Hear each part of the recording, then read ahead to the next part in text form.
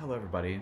Today we're going to be talking about object relations theory and its connection with personality, understanding of personality. Object relations theory, as sort of alluded to in other classes and in other lectures, is an offshoot of classical Freudian psychoanalytic theory. Ronald Fairbairn originally coined the term object relations, and Melanie Klein, whose theory we will be discussing, is most commonly identified with the term object relations theory. Melanie Klein really was the first sort of full-blown and most famous object relations theorist. And again, what object relations means is a focus on the way our very early relationships with our caregivers, particularly our mother from this lens, impacts our development of our understanding of ourselves, our development of our experience of other people, and the development of our experience in relationship to other people. Theory may be defined as a system of psychological explanation based on the premise that the mind comprises elements taken in from outside, primarily aspects of the functioning of other people. So that just relates to exactly what I was kind of saying a moment ago about the way in which our early caregiving environment becomes internalized and creates a prototype for how we see ourselves and others. The behaviors of others get taken in, and I use my experience of the behaviors of others to develop a way of understanding myself and to understand other people. This is what was called an internal working model of object relations. So we can talk a little bit about the history of the term object in psychoanalytic theory. Here it is defined as people in the external world with whom an infant, child, and adult interact, or portion of their personalities. So there's internal and external objects. Object, and it sounds very objective, obviously, relating to kind of empirical science methods, because the language of classical psychoanalysis as designed by Freud was very much in line with ideas about science. Freud, as I said in an earlier lecture, really wanted psychoanalysis to be in line with medical science and natural science, right? Obviously, if you go on to study psychology further, you'll find that there are a lot of people that critique this idea that psychology should be in line with natural science. But what an object basically was for Freud, starting with Freud, what an object was a person to whom an instinctual aim was directed.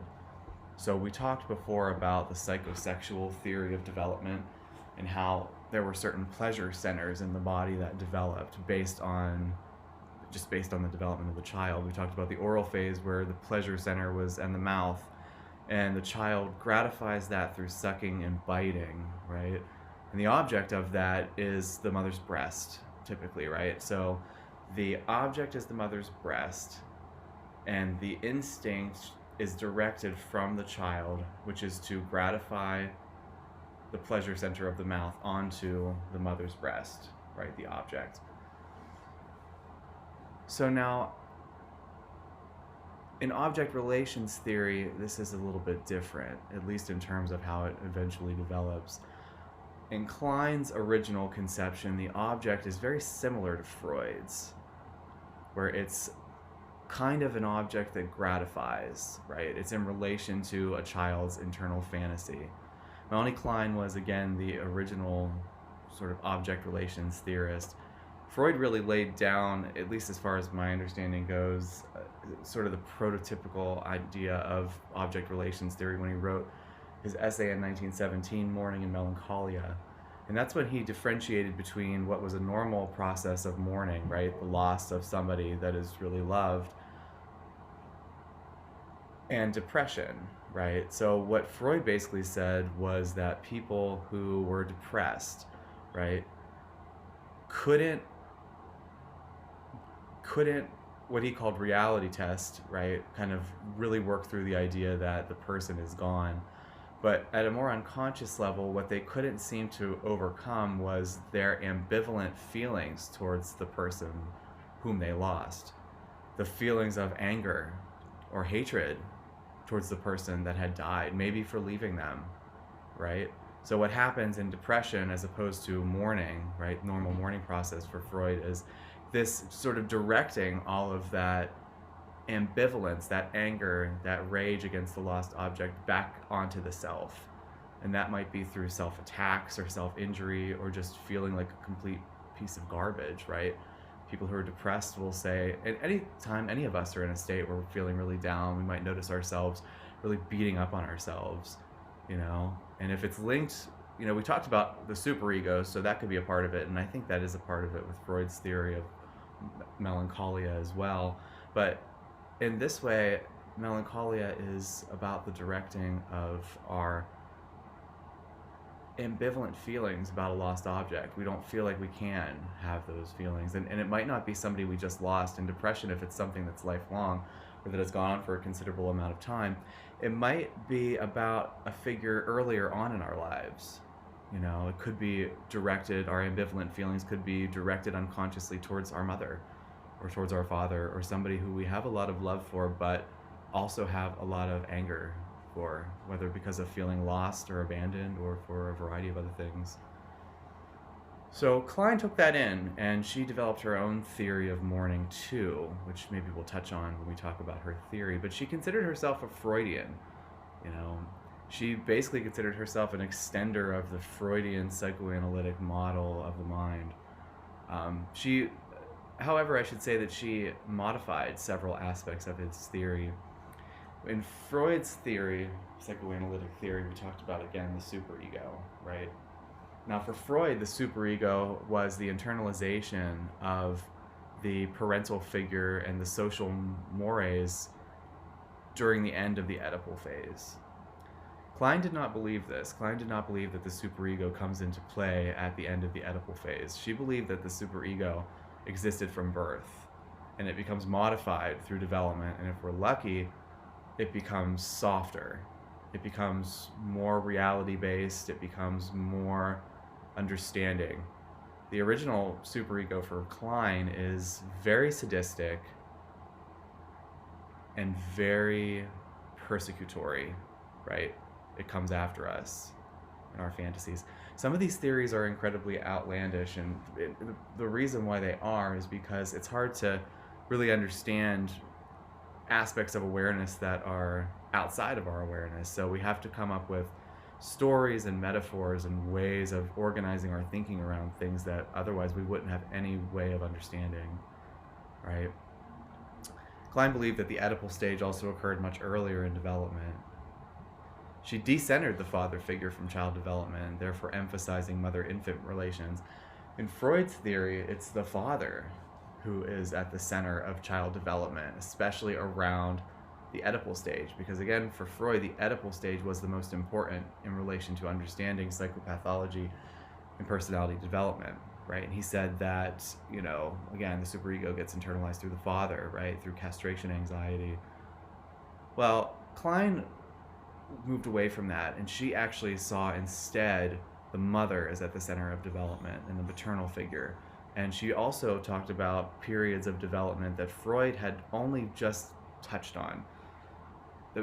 The area of space that he would have called the oral phase, right, was really central to Klein's theory of personality, right? And it was through the child's relationship, the baby's relationship with the mother, that impacts later personality development. Now we'll talk here a little bit about stage versus position, right? So in Freud's model of the mind and development, there's a very linear stage, there's a very linear stage-based developmental frame, right? We move through the oral phase, into the anal phase, into the phallic stage, into the latency stage, and finally into the genital stage, right? And, you know, you could regress, right? Like if you were still fixated at the oral stage, you might regress to some of those earlier tendencies. But that was considered also pathological, right? If we regress, if we're, you know, a functioning adult and we somehow regress to early oral stage of dependency, that would have been considered psychopathological from Freud's perspective. But Klein developed a theory of what she called positions, right? The paranoid schizoid position and the depressive position. which we'll get into a little bit further. But the reason it's a position for Melanie Klein as opposed to a stage is that we have the propensity to move back and forth between them, depending on what's going on in our environment, what our emotional state is like, right? So, and it's not unhealthy necessarily to do that.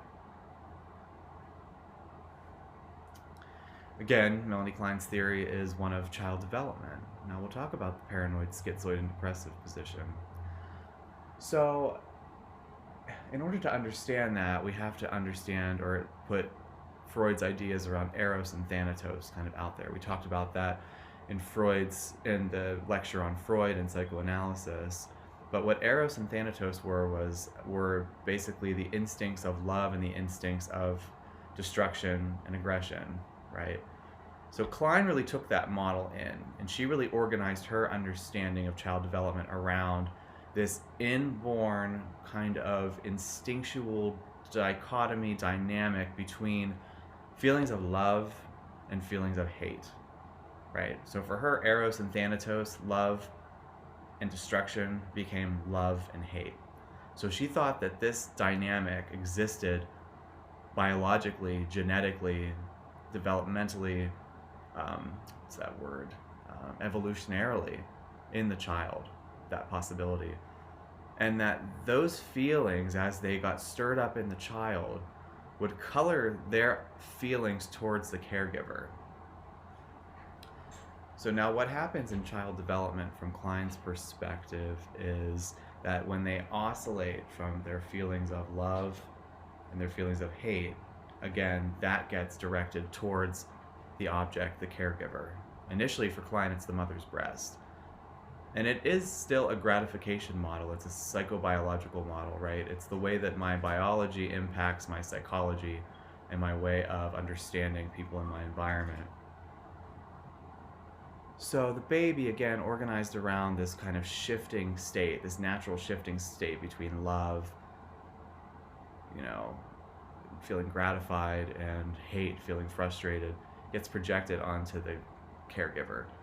Now for Klein, it wasn't so much about the way that the actual mother behaved. It was much more about what gets stirred up naturally in the child and how that colors or impacts the view of the parent, right?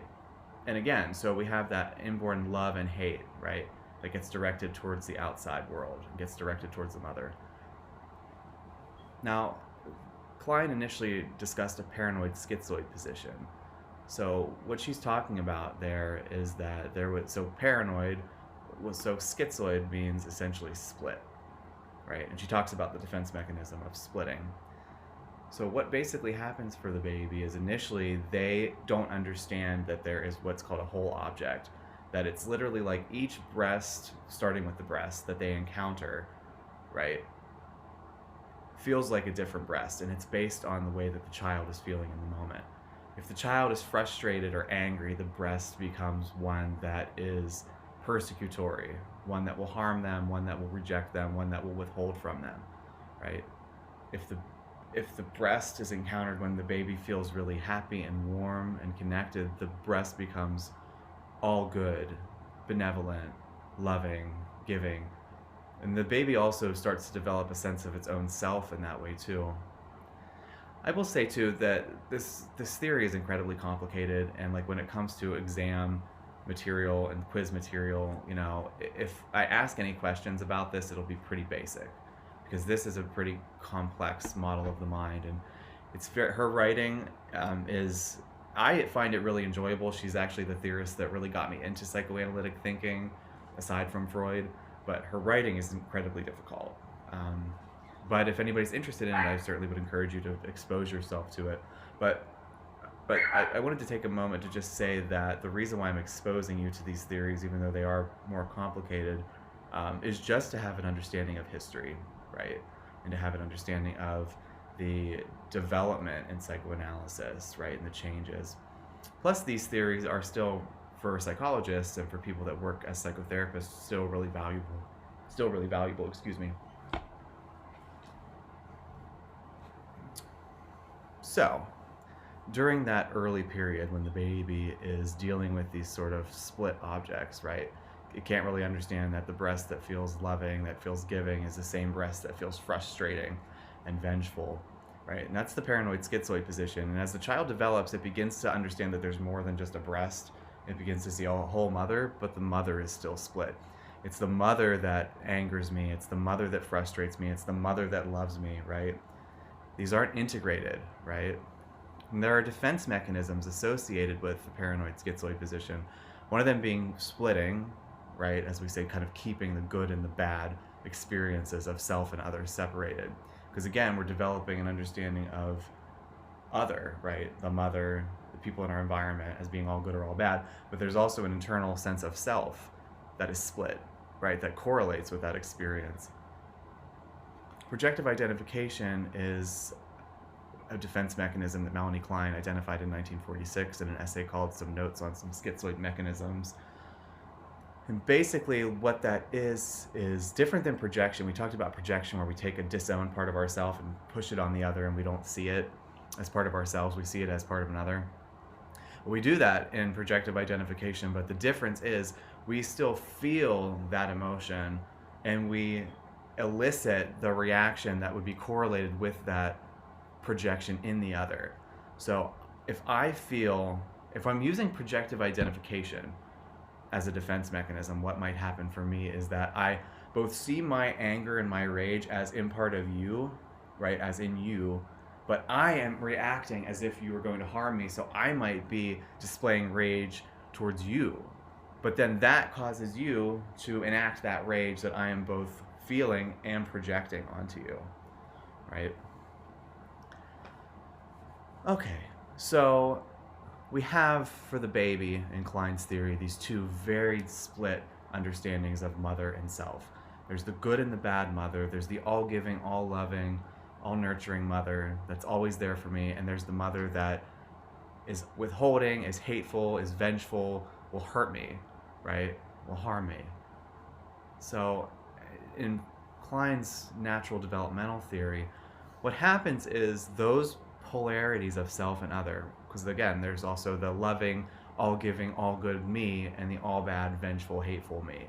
What happens is as those start to integrate throughout development, a painful process happens, right? And a painful process happens because when the child integrates these aspects of self and other, they have to lose the all-good. They have to lose the all-good mother and the all-good self, right? And that is anxiety provoking for the child, right? That's a sense of loss for them. And then they start to believe that it is through their own badness, their own internal bad, what's jargon, but what's called the internal bad object, is destroying the all-good object, right? So we develop this sense that I'm responsible for the fact that this all-good object is dying or is disintegrating. So integration, although it is very healthy, right, it's considered to be healthy and a healthy aspect of personality development. For the infant, it's really frightening and painful, right? So that's what she's talking about when she talks about depressive position, depressive anxiety. It's not that there's depression necessarily, although if you're going to case formulate about depression from a Kleinian perspective, you probably would be talking about the depressive position. It just means that there's this real deep loss of this all-good object for the baby that it has to deal with. And its way of dealing with that is through what Klein called reparation, right? I deal with that by my concern for other people or my developing concern for my mother, you know? As we get older, because all of this stuff sticks with us, right? In terms of psychoanalytic theory. When we're talking about psychoanalytic theory, we're talking about understanding the adult personality through the lens of the past, through the lens of these early developmental theories. So in adult life, the way we might see reparation is through creativity, creative works, right? Giving to other people, capacity for concern for the other, right? Wanting to help. That would be considered part of the reparation. Something that Don Carveth, who's a psychoanalyst in Canada, really wanted to change the idea of depressive position, the terminology from depressive position to reparative position, saying that we're in this space where we develop concern for the other. Okay, So it should be mentioned that, again, Klein's model, very much like Freud's, was very organized around internal fantasy, right? The biological instincts and the fantasy that develops because of them, and how that fantasy colors our understanding and our experience of our external world, of our mother, of our caregivers, right? Because the mother's central, but then the father becomes the next figure that becomes very important in the child's development, and that helps to bridge the gap into separation, into the world, right? Being able to develop relationships outside of the family, outside of the infant mother dyad. That's father's real kind of role, right? From this perspective. Excuse me, I'm just gonna have a sip of water.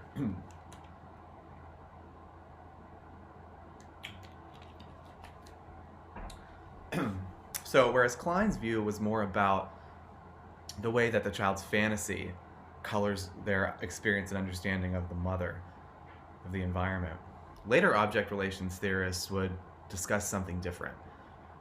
What these folks would discuss is the idea that it isn't our internal fantasy and our instincts that drive our experience of other people. It's the actual environment, right? It's the way that we're actually treated by other people. It's the way, it's the quality of caregiving. It's the quality of the relationship between myself and my mother and my caregivers that indicates my development. A central figure in object relations is a man named Ronald Fairbairn, who was a contemporary of Klein's. I think she might have even analyzed him. And they agreed on some things and they disagreed on others. And one thing that Fairbairn really brings into the fold, one is again coining the term object relations theory, and the other is his idea of the object-seeking ego. What he basically said was that we desire relationships. That it's not our drives that are fueling our connection with people. It's not our drives that our ego is seeking to fulfill in some way, but it's a desire for relationships, a desire for connection that is actually what is primal for people in their development. And he developed three sort of ideas about ego. He developed something called the libidinal ego, the anti-libidinal ego, and the central ego. So basically what the libidinal ego was a connection to our impulses of love and connection, right? That natural desire, that natural striving for closeness, which for Fairbairn was at the center of our sort of, I guess I would say, nature, that we naturally want to connect with others, that we naturally want to feel close, right? But then he developed something called the anti-libidinal ego.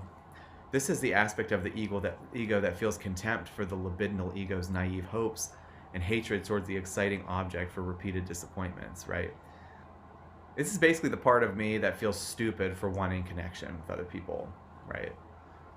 I've noticed myself really wanting to feel connected, really wanting to take a chance on friendship, take a chance on a romantic partner, but then feel stupid for doing so, Feels like it's a lost cause. Why am I thinking that this is possible again? I'm just going to get myself set up for loss, to be hurt, to be rejected, right? That's the anti-libidinal ego. The central ego is the conscious self, right? This is the part of the ego that relates to people and objects in the external world.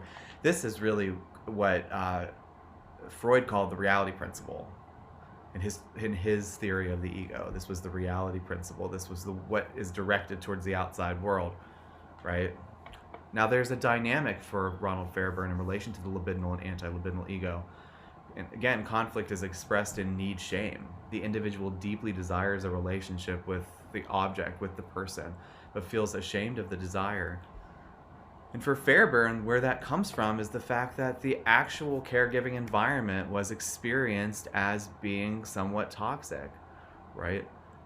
Maybe the actual developmental figure, maybe the mother actually was really depriving, or was really critical, or was unreliable, right?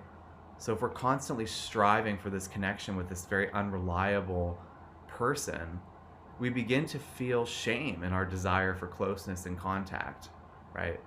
Again, from Fairbairn's model. And this is something that is incredibly salient clinically now. I mean, this is a dynamic that is seen all the time. I even wonder if anything comes up as you're listening to this lecture around how that might come up for you, or maybe not. That idea of wanting connection, but sometimes feeling stupid or criticizing yourself for wanting connection, right, with another person.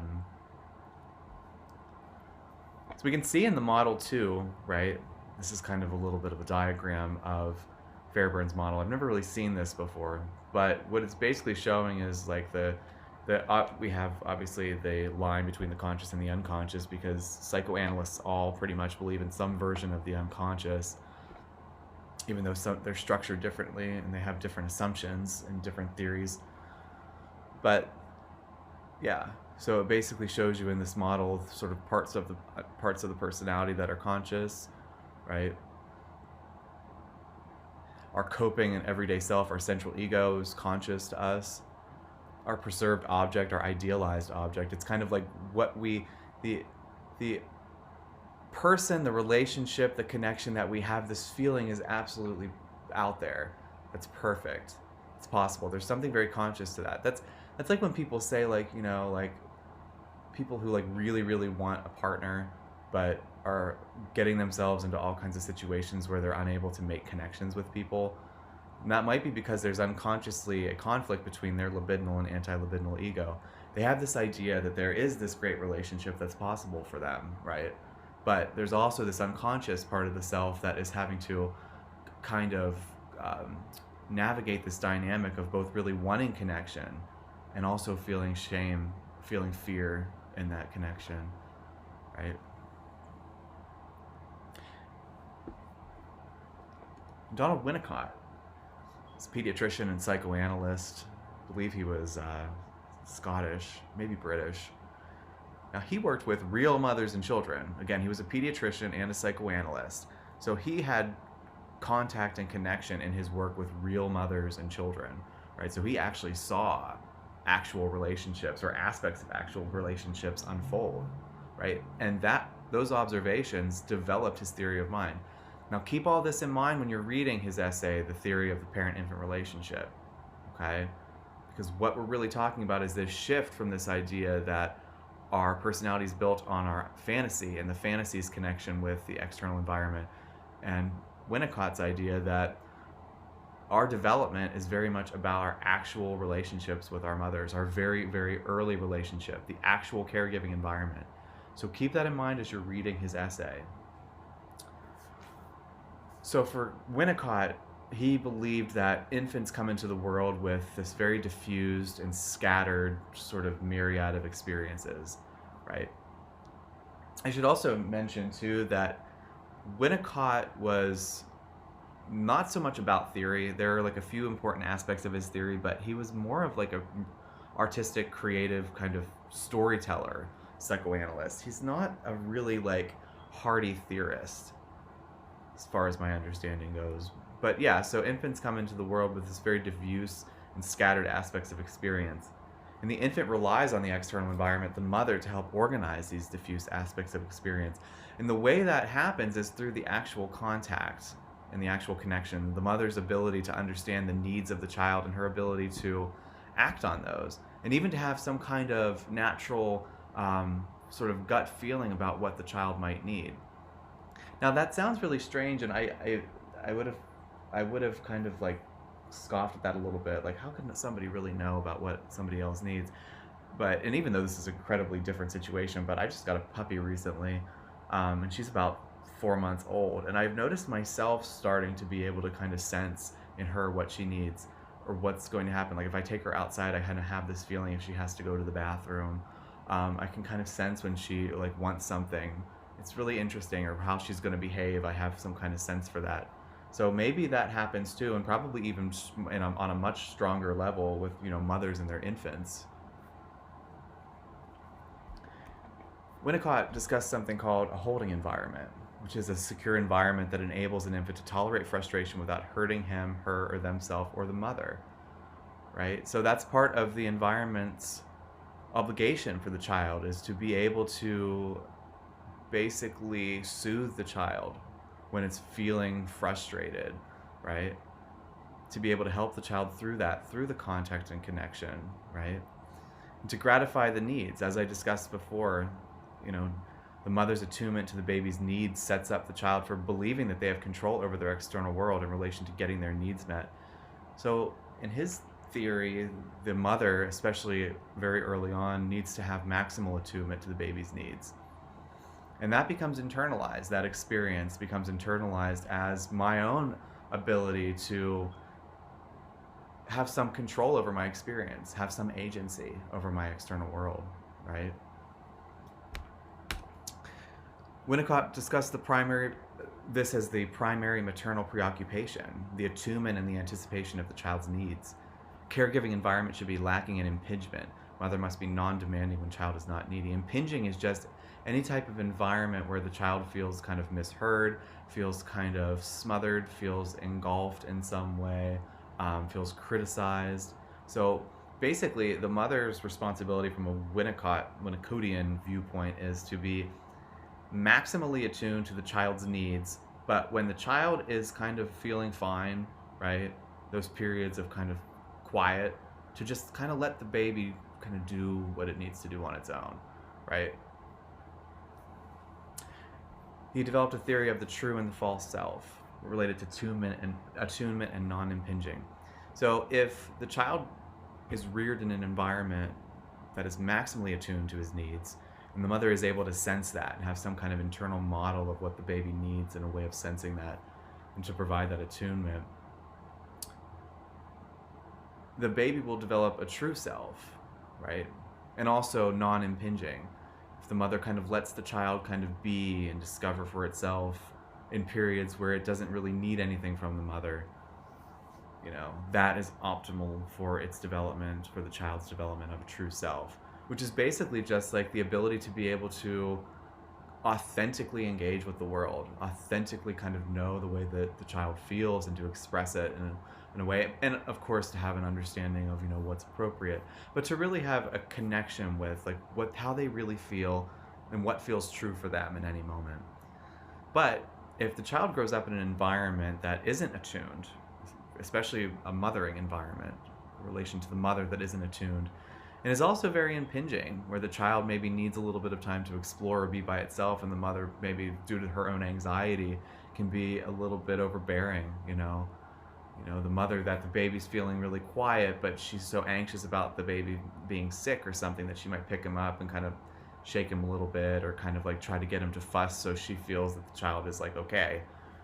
Now that is an environment, a very early environment of impingement. And if it's a theme, a constant theme, where the child is constantly having to kind of contain the anxiety of the mother, it develops a sense of self that is organized around the needs of others, right?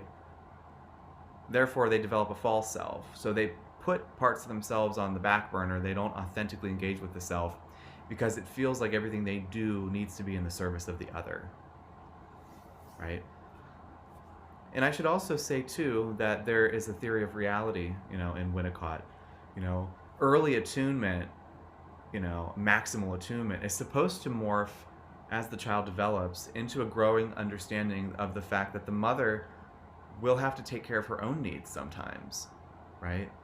So this orients the child to this reality position wherein they can both navigate the world, have some sense of mastery, have some sense of efficacy, but also can understand that there are limits to what people can do for them, and they can also provide functions for other people. They can develop capacity for concern and compassion for others, where it's not all about them, right? So a natural progression is of maximum attunement, low impingement, and then eventually gaining an understanding that the mother and the caregiving environment also has to kind of take care of itself, right? And that there are times maybe when the baby or the child at this point isn't going to get exactly what it really needs all the time.